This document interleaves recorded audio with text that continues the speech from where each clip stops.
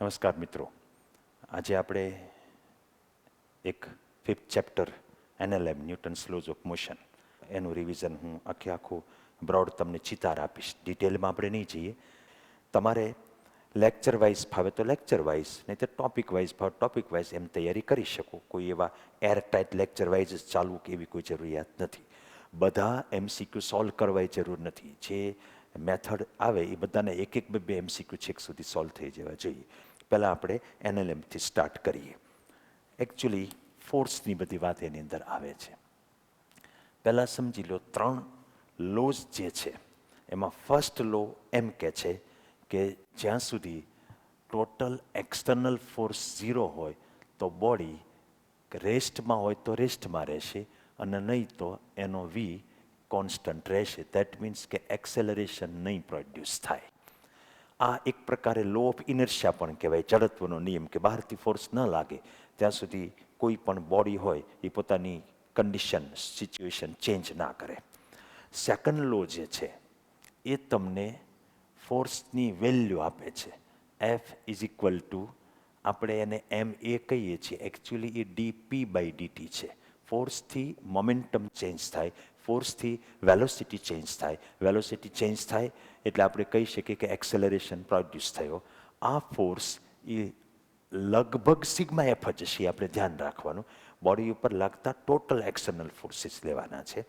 અને થર્ડ લો જે છે એ F એ ઉપર B લગાવે એટલો જ F B ઉપર A લગાડે, બટ ખાલી એ ઇક્વલ અને ઓપોઝિટ હોય. આ થર્ડ લો છે. આ ત્રણેયનો દરેક પ્રોબ્લેમ સોલ્યુશનમાં યુઝ થયા કરવાનો છે. હવે વધારાનો એક લો આવે એ મોમેન્ટમ કન્ઝર્વેશનનો આવે, વેગમાન સંરક્ષણ. જો એક્સટર્નલ ફોર્સ છે એ 0 હોય તો ટોટલ મોમેન્ટમ રિમેન્સ કોન્સ્ટન્ટ. કોઈ પણ બોડી હોય, સપોઝ 2 બોલ આમાં હેલ્યા જતા હોય, કોલિઝન થાય, અથડામણ, તો આમાં અથડામણ થવાથી બંનેની વેલોસિટી ચેન્જ થાય. વેલોસિટી ચેન્જ થાય તો બંનેનું મોમેન્ટમ ચેન્જ થયું કહેવાય, વેગમાન. એ ચેન્જ કરવાવાળું ફોર્સ એ ઇન્ટરનલ છે. ગ્રેવિટી, નોર્મલ રિએક્શન ને એ બધા ફોર્સ છે એ છે ખરા, પણ મોમેન્ટમ ચેન્જ કરવા માટે રિસ્પોન્સિબલ નથી. તેથી આપણે લઈ શકીએ કે ટોટલ ફોર્સ 0 છે. દેટ મીન્સ કે મોમેન્ટમ બિફોર કોલિઝન અને મોમેન્ટમ આફ્ટર કોલિઝન સરખા હોય. m1v1 plus m2v2 is equal two m1v1 dash plus m2v2 dash. આ ટાઈપનું આપણે મોમેન્ટમ કન્ઝર્વેશન, ધ્યાન એ રાખવાનું ટોટલ મોમેન્ટમ પહેલાં હોય એટલું જ રહે. એક બોમ્બ સ્થિર પડ્યો હોય, એના 3 ટુકડા થાય તો પહેલાં મોમેન્ટમ 0, તો પછીથી P1 plus P2 vector plus P3 vector is equal two 0 થાય.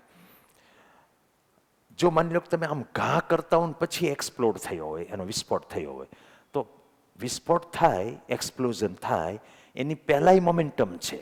આખો બોમ્બ અને એની જે એ પહેલાંની વેલોસિટી હોય ઇઝ ઇક્વલ ટુ પછીના જેટલા ટુકડા થાય એના મોમેન્ટમ. અહીંયા એવું નથી કે મોમેન્ટમ 0 રહે, મોમેન્ટમ કોન્સ્ટન્ટ રહે. અને કન્ડિશન એ છે કે મોમેન્ટમને ચેન્જ થાય એવી કોઈક ઘટના બનવી જોઈએ. કોલિઝન થાય, એક રેતી હોય એમાં એક બુલેટ ફાયર કરીએ, લાકડાના બ્લોકમાં એક ગોળી ફાયર કરીએ આપણે બુલેટ, કે પછી બોમ્બનું એક્સપ્લોઝન થાય, તો એના જેટલા ટુકડાઓ હોય એનો પહેલાં મોમેન્ટમ 0 છે ને પછી ચેન્જ થાય છે. ચેન્જ કરનારું ફોર્સ જો ઇન્ટરનલ હોય તો એક્સટર્નલ ફોર્સ 0 જ કહેવાય. તો તમે પહેલાં total momentum is equal two પછી ટોટલ મોમેન્ટમ લઈ શકો. હવે આપણે બધા ટાઈપ્સ ઓફ ફોર્સીસ લઈએ. હું એક અહીંયા ડાયાગ્રામ લઉં, 1-2, પછી એમાં જેટલા ફોર્સીસ આપણે લેવાના થતા હોય ને એ આપણે વિચારતા જઈએ. માની લો કે અહીંયા એક આ પુલી છે, પુલીની સાથે આ એક બ્લોક અહીંયા બાંધેલો છે, એક બ્લોક અહીંયા લટકી પણ રહ્યો છે. માની લો કે આમ અહીંયા કંઈક એંગલ આપ્યો છે. ફોર્સ કયા લેવાના આવે? સૌ પ્રથમ સમજી લેજો કે પહેલું જે ફોર્સ આપણે લેવાનું આવે એ ગ્રેવિટીનું લેવાનું આવે. એના માટે કોઈ કન્ડિશન જ નથી. દરેક બોડી ઉપર નીચેની તરફ m/g જેટલું ફોર્સ ઓફ ગ્રેવિટી લાગે ને લાગે જ તે. એટલે તમારા દાખલા તરીકે આમાં બતાવવું હોય તો આ m1 હોય તો m1g જેટલું નીચે લાગે, આ m2 હોય તો m2g જેટલું નીચે લાગે. સેન્ટરમાં આપણે ફોર્સ બતાવીએ. સેકન્ડ ફોર્સ જે આપણે લેવાનું હોય એ નોર્મલ રિએક્શન લેવાનું હોય. Normal reaction. એ જ્યારે કોઈ એક સરફેસ બીજી સરફેસના કોન્ટેક્ટમાં આવે ત્યારે કોન્ટેક્ટ ફોર્સ જે લાગે એ છે. માની લો કે તમે આ હોય, આની ઉપર હું બ્લોક મૂકું તો નીચેનું પાટિયું જે છે એ ઉપર તરફ ફોર્સ લગાવે, એ નોર્મલ રિએક્શન છે. અને આની ઉપર અર્થનું સેન્ટર જે છે એ તરફ એક mg લાગે. આને આપણે આમ કહીએ ને n is equal to mg, તો આને તમે ઇક્વલ અને ઓપોઝિટ હોવા છતાં એક્શન રિએક્શન ન કહી શકો. કારણ કે એક્શન રિએક્શન એને કહેવાય કે બે સામસામા લગાડે. હવે n આ પાટિયું લગાડે છે, mg અર્થ લગાડે છે. તમને ખ્યાલ આવે? પાટિયું આની ઉપર જેટલું લગાડે બ્લોક સામે પાટિયા ઉપર લગાડે, એ એક્શન રિએક્શન કહેવાય. એવું નહીં સમજવાનું કે બે ઇક્વલ ને ઓપોઝિટ હોય ઓલવેઝ એક્શન રિએક્શન પેર જ હોય, આઘાત ને પ્રત્યાઘાત જ હોય, એવું નથી સમજવાનું. એક્શન રિએક્શનમાં નિયમ છે ઇક્વલ ને ઓપોઝિટ એટલું જ નહીં, એ બેનું જ હમું હોવું જોઈએ, થર્ડ પાર્ટી આવી નહીં લગાવવી જોઈએ. હવે માની લો કે કોઈ જગ્યાએ કોઈ સરફેસ આવા ટાઈપની છે, એની અંદર મેં આવો કોઈ એક બ્લોક ગોળો મૂક્યો, તો આ સરફેસ આમ નોર્મલ રિએક્શન લગાવે, આ છે એ આમ લગાવે. નોર્મલનો નિયમ એના બે જ છે, જેટલી સપાટી સરફેસ કોન્ટેક્ટમાં હોય એટલા ફોર્સ લેવાના અને એ સરફેસને પરપેન્ડિક્યુલર એટલે કે લંબ જ લેવાના. આટલું એમાં જોવાનું. પછી આવે ટેન્શનલ ફોર્સ, ટેન્શન, તણાવ બળ. આ પુલી આપણે જે લેતા હોય ને આ છે, પ્લસ માની લો કે કોઈ જગ્યાએ આપણે એમ કહેતા હોય કે અહીંયા એક પુલી છે ને એની સાથે અહીંયા આ રીતે બે બ્લોક લટકાવેલા છે m1 અને m2 માસના. આ બધી પુલીને આપણે ફ્રિક્શનલેસ અને માસલેસ લઈએ છીએ. ફ્રિક્શનલેસ એટલા માટે લઈએ છીએ કે જો આમાં ફ્રિક્શન હોય ને તો આ બેમાં તણાવ જે છે ને ટેન્શન એ ડિફરન્ટ થઈ જાય, કારણ કે એનાથી એ ફ્રિક્શન હોય તો થોડીક ફરે આમ. હવે એ ફરે એટલે ટોર્ક લાગે, ને ટોર્કમાં થોડુંક વપરાઈ જાય ફોર્સ, એને કારણે બેમાં ટેન્શન અલગ અલગ થાય.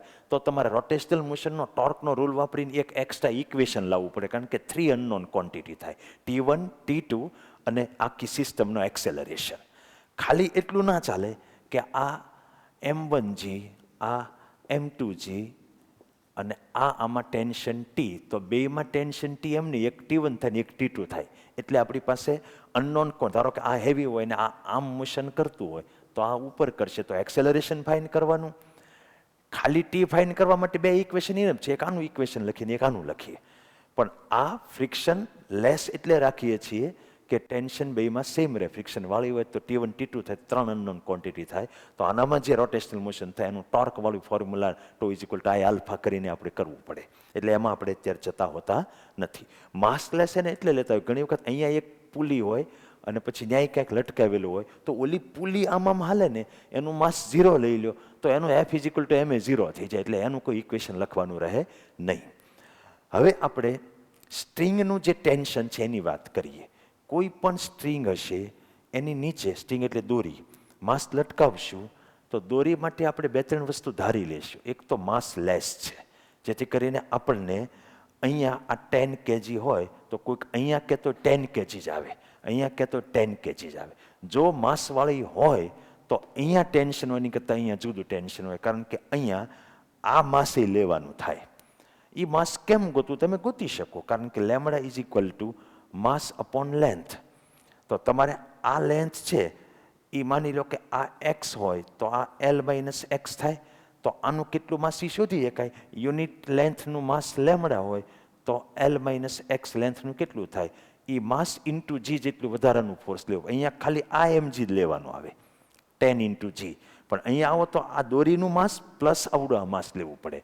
એ વજનવાળી સ્ટ્રિંગ હોય તો આપણને ઇઝી પડે, એટલા માટે આપણે માસ લેસ સ્પ્રિંગ લઈએ છીએ. ઇનએક્સટેન્સિબલ લઈએ છીએ, એટલે ખોટી એ લાંબી ન થાય એમ. તો એનું રિસ્ટોરિંગ ફોર્સ કંઈ કશું પિક્ચરમાં ના આવે. પછી આમ શું કહેવાય, વળ વગરની લઈએ, એટલે આમ તમે મૂકી દો તો ફરવા ન લાગે. આટલું આપણે ધારીને સ્ટ્રિંગની અંદર ચાલતા હોય. ટેન્શનમાં ધ્યાન શું રાખવાનું, તમારે કોઈ બી જગ્યાએ ટેન્શન લેવું હોય એ ટેન્શનલ ફોર્સ એ સ્ટ્રિંગ તરફ જ લેવાનું, અહીંયા ટેન્શન ફોર્સ લેવાનું છે એ નક્કી, કારણ કે આ નીચે લગાડવું, ઉપર કોઈક લગાડતો હોય તો દોરી તરફ જ લેવાનું. તમને એમ થાય આની ઉપર કેટલું લાગે તો આમ લેવાનું. જ્યાં લગાડતું લેવાનું હોય ને, અહીંયા લેવું છે તો આ બાજુ, અહીંયા લેવું છે તો આ બાજુ, એકની એક દોરી હોય અને આ છે એ ફ્રિક્શનલેસ હોય તો તમારે એની દોરીમાં ટેન્શન સેમ લેવાનું. માસ લેસ હોય, પુલી ફ્રિક્શનલેસ હોય તો એકની એક દોરીમાં ટેન્શન સેમ હોય, અધરવાઇઝ ટેન્શન આપણે અલગ અલગ લેવું પડે. માની લો કે આમ હોય, આ એક બ્લોક, આ બીજો બ્લોક, આ ત્રીજો બ્લોક, તો આ દોરીમાં અહીંયા ને અહીંયા બે જગ્યાએ સેમ જ ટી હોય, અહીંયા આ બે જગ્યાએ સેમ જ ટી હોય, પણ અહીંયા ને અહીંયા જુદો હોય, કારણ કે ત્યાં બે અલગ અલગ થઈ ગયા, એકની એક દોરી નથી, એની હારી માસ લટકાવેલું છે, એમાં ડિફરન્સ છે. આ ટેન્શનલ ફોર્સની વાત થઈ ગઈ.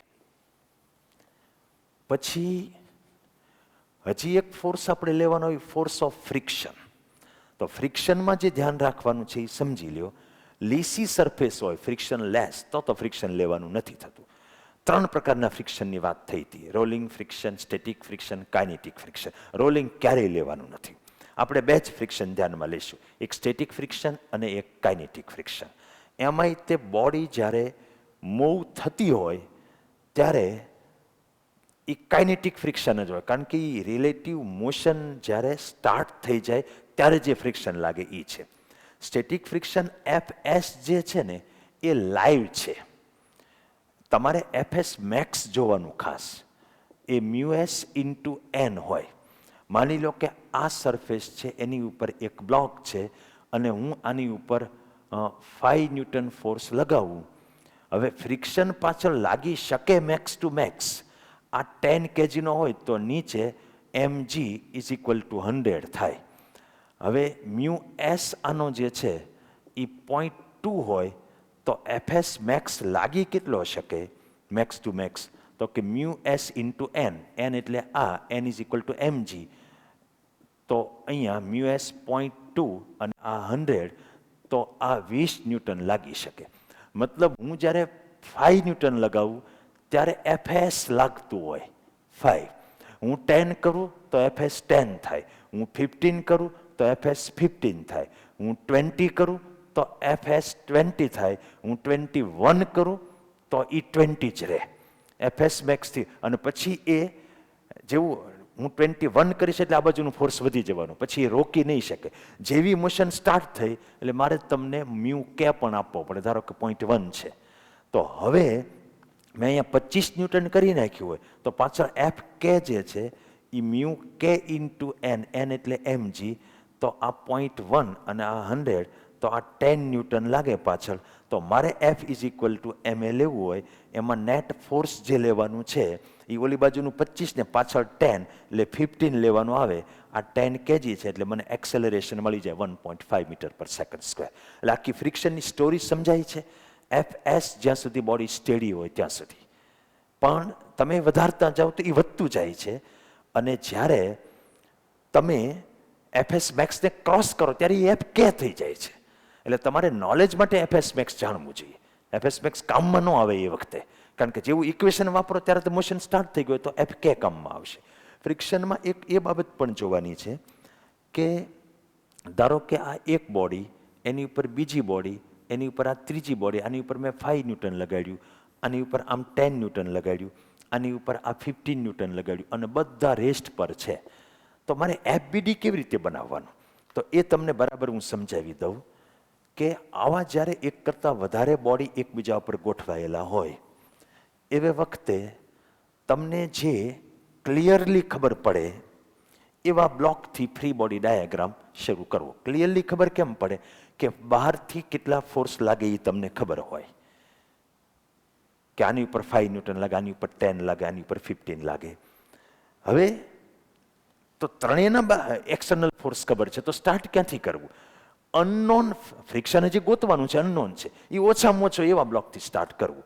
આ એક એવો છે એની ઉપર એક જ જણો ફ્રિક્શન લગાડીએ કે એમ છે, આ 2 નંબરનો. માની લો કે આ M1 છે, આ M2 છે, આ M3 છે, તો you must start from M1, કારણ કે એનો એક ફોર્સ તો તમે જાણો છો. હવે એ આ બ્લોક ઉપર આમ સરકવા ટ્રાય કરે તો ઓલો સરકવા નહીં દે સામેવાળો, એની ઉપર પાછળ ફોર્સ લગાવશે. એ ફ્રિક્શન થઈ ગયું. સ્ટેડી છે that means F1 is equal two આવડું આ થઈ ગયું હશે. પછી તમારે શું કરવાનું? પછીના બધા ફ્રિક્શન ન્યૂટનના થર્ડ લોથી વાપરવાના. કે માની લો કે સેકન્ડ છે આ M2, તો M2 એ M1 પર આ F1 લગાડ્યું તો ઓલો M1 એની ઉપર એટલું લગાવે તે થર્ડ લોથી લઈ લેવાનું. એક એક્સટર્નલ છે તમારી પાસે 10. હવે જોવાનું કે આ થર્ડ સરફેસ કઈ બાજુ લગાવશે, કારણ કે ઓલું F1 5 છે, આ 10 છે. રોકવાનો છે એટલે આ આમ સરકવા ટ્રાય કરે અને આ રોકશે એટલે એ આ બાજુ લગાવશે. સ્ટેડી છે ધેટ મીન્સ કે આ બે force F1 plus F2 is equal two 10 થઈ ગયું. હવે તમે M3 નો વારો કાઢો તો આ M3 જે છે એણે ઓલા ઉપર આમ F2 લગાવ્યું તો ઓલો આની ઉપર આમ લગાવશે F2. આને હું 15 આમ લગાડું છું. આ F2 કેટલો અહીંથી ફાઇન કરી શકાય? F2 વિલ બી 5 કારણ કે F1 5 છે. તો આ 5 કાંઈ આને રોકવા માટે ઇનફ નથી 15 ને, એટલે આ નીચેની સરફેસ જે છે એ હજી અહીંયા F3 લગાવશે. પછી F2 plus F3 is equal two 15 એના ઉપરથી તમે ગોતી શકો.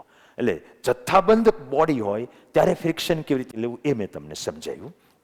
હવે આ કેસની અંદર આ માની લો કે આ બાજુ મોશન કરે, એ બાજુનું mg sin થીટા વધારે હોય તો ફ્રિક્શન કાઇનેટિક હશે. કોઈ કહે કે ન કહે, સ્થિતિ ઉપર સમજી જવાનું કે કાઇનેટિક ફ્રિક્શન છે કે સ્ટેટિક ફ્રિક્શન છે. આપણે એમ સમજીએ છીએ કે ફ્રિક્શન મોશનને ઓપોઝ કરે, એ કાઇનેટિક ફ્રિક્શન ઓપોઝ કરે. સ્ટેટિક ફ્રિક્શન છે એ રિલેટિવ મોશનને થવા ન દે. પણ સમટાઈમ્સ સ્ટેટિક ફ્રિક્શન જ છે કે જેને કારણે મોશન થતી હોય. દાખલા તરીકે આ સ્મૂથ સરફેસ હોય, આ એક બોડી, આ બીજી બોડી, આને હું 5 મીટરથી ખેંચું, અહીંયા ફ્રિક્શન લેસ સરફેસ છે તો આ આમ હાલે હારોહાર ચોંટીને, તો ફ્રિક્શન જ એને હકારે છે ને, કારણ કે એની ઉપર તો આ ડાયરેક્શનમાં કોઈ ફોર્સ નથી લાગતું. તો તમે આનો ફ્રી બોડી ડાયાગ્રામ લેતા હો તો આ જે બોડી છે પહેલી M1 એના ઉપર એક ફોર્સ આમ લાગે, એ સરકવા ટ્રાય કરે, આ એને રોકવા પાછળ લગાવે F, તો પછી બીજી બોડી છે એની ઉપર આ એક જ ફોર્સ લાગી રહ્યું છે. એટલે ફ્રિક્શન ઇજ એનો F is equal to ma થાય. એટલે દર વખતે ફ્રિક્શનને નેગેટિવ નહીં ચિતરવાનું કે ફ્રિક્શન છે એ મોશનને રોકે. ક્યારેક ક્યારેક ફ્રિક્શન જ છે કે જે એબ્સોલ્યુટ મોશન માટે રિસ્પોન્સિબલ છે, એ રિલેટિવ મોશનને, સાપેક્ષ ગતિને રોકે છે. આવી બધી ચોખવટો જરા ફ્રિક્શનની ધ્યાનમાં આવી જાય એટલા માટે મેં તમને રિવાઇઝ કરાવ્યું. આમાં નીચે તરફ મોશન થતી હોય, સપોઝ એક્સેલરેટેડ મોશન કરે છે તો આપણે F કે આમ લેવાનું. આ mgને હંમેશા ધ્યાન રાખો કે કેવી રીતે સ્પ્લિટ કરવાના, તો કે જે બાજુ મોશન થવાની હોય એને x એક્સિસ લ્યો અને એને પરપેન્ડિક્યુલર અને y એક્સિસ લ્યો. બધા ફોર્સ એવી રીતે કરી નાખવાના. આ સરફેસ નોર્મલ રિએક્શન લગાવે એ આમ લગાવશે. આ mg છે તો એ mg sin થીટા આવશે, એનો આ કોમ્પોનન્ટ mg cos થીટા આવશે. માની લો કે મેં એકાદું આમ ફોર્સ લગાવ્યું તો એને તમારે વહેંચી દેવાનું. આ F cos થીટા થાય કારણ કે અહીંયા થીટા ચીજ થીટા હશે, અને બીજો અહીંયા આવશે F sin થીટા આવશે. એટલે તમારે પછી ન્યૂટનના લો કેવી રીતે વાપરવાના કે આ બાજુ મોશન થાય છે તો એ બાજુના ફોર્સ m2g sin થીટા, એમાંથી પાછળના બધા ફોર્સ સબટ્રેક્ટ કરવાના, બાદ કરવાના. એક F k કરવાનું, બીજો આ F cos થીટા કરવાનું, is equal to m into a કરી નાખવાનું. અન્ડરસ્ટેન્ડ? અને આ ડાયરેક્શનમાં સ્ટેડી છે. સ્ટેડી એટલે ફર્સ્ટ લો આવે, total force is equal two 0 અથવા તો ઉપર નીચેના ફોર્સ ઇક્વલ કરી દેવાના. તો n ઇઝ ઇક્વલ ટુ એક આવશે m2g cos થીટા અને બીજો આવશે આ F sin થીટા. આવી રીતે ફોર્સના ઇક્વેશન લખવાના છે. આને આ બે સિવાય કોઈ ફોર્સ જ નથી. એક્સેલરેશન ઉપર તરફ છે, જે બાજુ એક્સેલરેશન હોય એ બાજુના force t minus m1g is equal two m1a. આવી રીતે ઇક્વેશન મેળવીને જે અજ્ઞાત અનનોન ક્વોન્ટિટી હોય એ આપણે ફાઇન્ડ કરી શકીએ. એક હજી ફોર્સ છે, એ છે સ્યુડો ફોર્સ.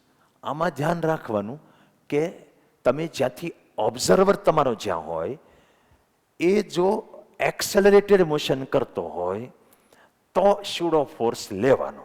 ક્યારે લેવાનો? જે રેફરન્સ ફ્રેમ છે, નિર્દેશ ફ્રેમ, એ એક્સેલરેટેડ હોય, પ્રવેગી ગતિ કરતી હોય તો.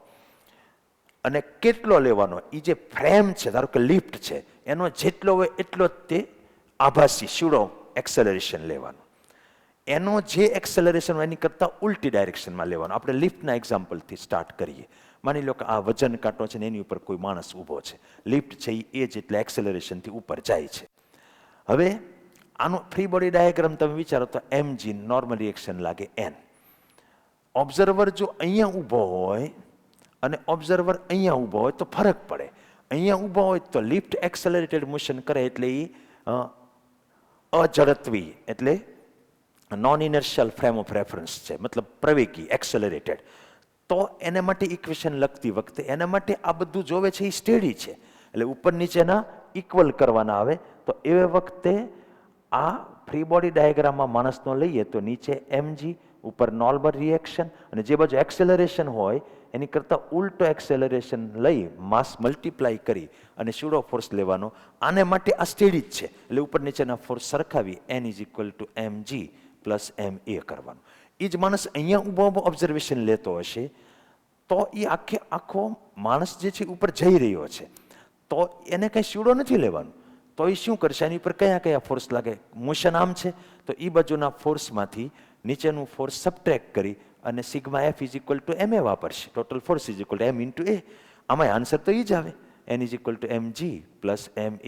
એટલે ધ્યાન રહે, ઓબ્ઝર્વર જે છે અવલોકનકાર એ પ્રવેગી નિર્દેશ ફ્રેમ એટલે કે એક્સેલરેટેડ ફ્રેમ ઓફ રેફરન્સમાંથી ઓબ્ઝર્વેશન લેતો હોય તો એને માટે એ ફ્રેમની હારોહાર હોય એટલે આ સ્ટેડી હોય. એવે વખતે સ્યુડો ફોર્સ લેવાનું. કેટલું લેવાનું, કઈ બાજુ લેવાનું, જે બાજુ ફ્રેમનું હોય એક્સેલરેશન એટલો જ એક્સેલરેશન નીચે તરફ લેવાનું. એની હારી એ બોડીની જેનો એફબીડી છે એનું માસ મલ્ટીપ્લાય કરવાનું, એટલે નીચે તરફનું આપણને સ્યુડો ફોર્સ મળે. પછી ઇક્વેશન લખવાનું. માની લો કે આ આખું મેં આવી રીતે એ જેટલા એક્સેલરેશન ધક્કો માર્યો હોય તો હું અહીંયા નીચે હોઉં તો મારે સ્યુડો ફોર્સ નથી લેવાનો, તો sigma f is equal to ma લેવાનું છે. આની ઉપરના બધા ફોર્સ ઇઝ ઇક્વલ ટુ આ બાજુનું m ઇન્ટુ આ બાજુના બધા ફોર્સ એમાંથી આ બાજુના સબટ્રેક્ટ કરી અને ઇઝ ઇક્વલ ટુ ma કરવાનું. પણ હું અહીંયા ઊભો ઓબ્ઝર્વેશન લેતો હોઉં તો મારે આની ઉપર આ બાજુ ફ્રેમનો એક્સેલરેશન છે તો આ બાજુ એક્સેલરેશન લઈને ઇન્ટુ માસ કરી અને ma કરીને એક સ્યુડો ફોર્સ લેવું પડે. ખ્યાલ આવે છે? તો આ સ્યુડો ફોર્સની વાત થઈ. લગભગ તમામ પ્રકારના ફોર્સિસ મેં તમને કહી દીધા અને કોઈ પણ ક્વેશ્ચનમાં કેવી રીતે ઇક્વેશન લખવા એ બધું કહી દીધું. Tensional force, frictional force, pseudo force, contact force. Contact force એનો આ ફ્રિક્શન એ હોરિઝોન્ટલ કોમ્પોનન્ટ છે, સમક્ષિતિજ ઘટક, અને એનો જે વર્ટિકલ કોમ્પોનન્ટ છે શિરોલંબ ઘટક એ નોર્મલ રિએક્શન છે. એટલે રફ સરફેસ હશે તો ફ્રિક્શન પિક્ચરમાં આવશે. અને પછી બાકી આ ચેપ્ટરની અંદર જે પેલા રોડ ઉપર મેક્સિમમ સેફ સ્પીડ છે એ તો તમે કરી શકો. સમતલ વક્ર માર્ગ, બેંક ન કરેલો હોય એવો સર્ક્યુલર પાથ હોય તો મેક્સિમમ સ્પીડ કેટલી આવે એ. એમાં આપણે રોડને નમાડીએ છીએ, બેન્કિંગ કરીએ છીએ.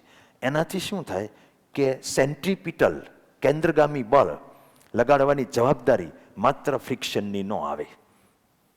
એમાં તમે રોડને માની લો કે આ રસ્તો છે અને અહીંથી આમ વેહિકલ જઈ રહ્યું છે તો આ નીચે mg, ઉપર નોર્મલ રિએક્શન, અને આ સેન્ટ્રીપિટલ ફોર્સ છે એ આ બાજુ માત્ર ફ્રિક્શન mv² બાય r એ માત્ર ફ્રિક્શન લગાવે, એ સ્ટેટિક ફ્રિક્શન છે. પણ માની લો કે આ રોડને મેં આમ ત્રાસો કરી નાખ્યો તો સેન્ટ્રીપિટલ ફોર્સ લગાવવાની રિસ્પોન્સિબિલિટી માત્ર ફ્રિક્શનની ન થાય. એવે વખતે અહીંયા આ વેહિકલ હોય તો ફ્રિક્શન જે છે એનો એક કોમ્પોનન્ટ અને આ નોર્મલ રિએક્શન છે એનો એક કોમ્પોનન્ટ. આ થીટા જેટલો નમાડ્યો હોય તો આ n cos થીટા થાય અને આ n sin થીટા થાય. એટલે આપણને જે ફ્રિક્શન લાગી રહ્યું હોય આ વેહિકલ જે છે એને આમ જતું હોય તો બહાર તરફ જતું રોકવા માટે આ બાજુ ફ્રિક્શન એને લાગી રહ્યું છે, સ્લીપ થતું રોકે છે. તો એ ફ્રિક્શનનો એક કોમ્પોનન્ટ અને આ ફ્રિક્શન આમ હોય તો આ ફ્રિક્શનનો એક કોમ્પોનન્ટ થઈ ગયો. અહીંયા થીટા હોય તો આ f cos થીટા અને આ f sin થીટા. તો f cos થીટા અને n sin થીટા એ બે થઈને mv² બાય r પૂરું પાડે. f sin theta, f cos theta અને n sin થીટા. આમાં તમને Vmax થોડીક વધારે મળે. સમતલ રોડ હોય તો Vmax છે એ √2 મ્યુ એસ આરજી મળ્યું હોય તો બેન્કિંગવાળો રોડ હોય તો વીમેક્સ ઇઝ ઇક્વલ ટુ અહીંયા આરજી તો ખરું જ, પણ અહીંયા બ્રેકેટની અંદર mu S plus ten theta પણ 1 minus mu S ten theta. જો ફ્રિક્શન તમે 0 કહી દો તો ખાલી આમ નમાવાને કારણે જે આપણને સેન્ટિપિટલ ફોર્સ મળે છે, ફ્રિક્શન મતલબ ટાયરની આયુષ તમારે વધારવી હોય તો મ્યુ એસને 0 મૂકો તો અંડરરૂટ આરજી ટેન થીટા આવે. એ છે એ ઓપ્ટિમમ સ્પીડ કહેવાય, આરજી ટેન થીટા. એવે વખતે ટાયરનો ઘસારો છે એ મિનિમમ હોય. તો આટલી વસ્તુ આપણે NLM 5th ચેપ્ટરની થઈ.